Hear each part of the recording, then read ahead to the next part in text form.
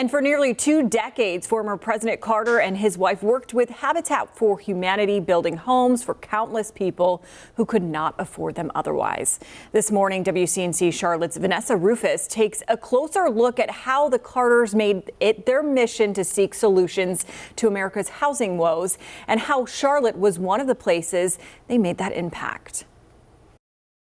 September of 1984, former U.S. President Jimmy Carter and former First Lady Rosalynn Carter led a group of Habitat for Humanity volunteers building safe, affordable housing in New York. I never dreamed at that point that it might become an annual affair that has just enriched our lives in many ways. The Carter Work Project grew into a week-long event,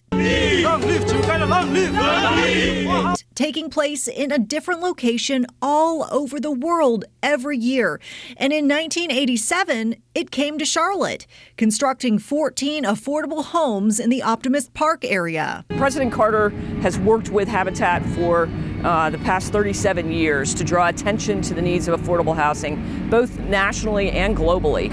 And so in his honor and legacy, that effort continues.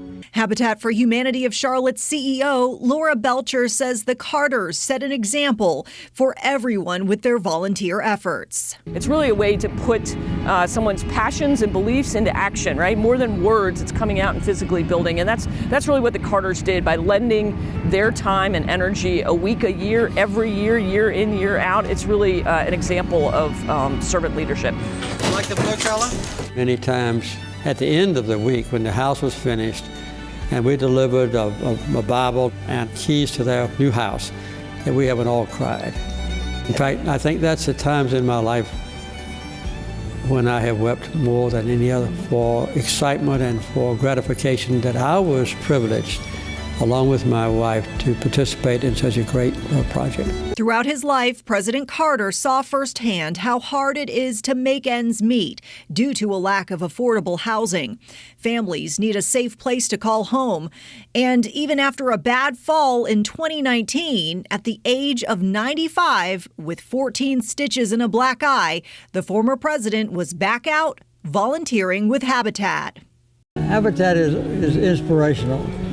You know, just a motivation to come to Habitat, and then we always, as I said many times, we get a lot more out of it than we put into it. He committed his life to helping others, a life of service, an example not just through words, but actions. We come here from a lot of different backgrounds and experiences and hopes and dreams and frustrations and disappointments.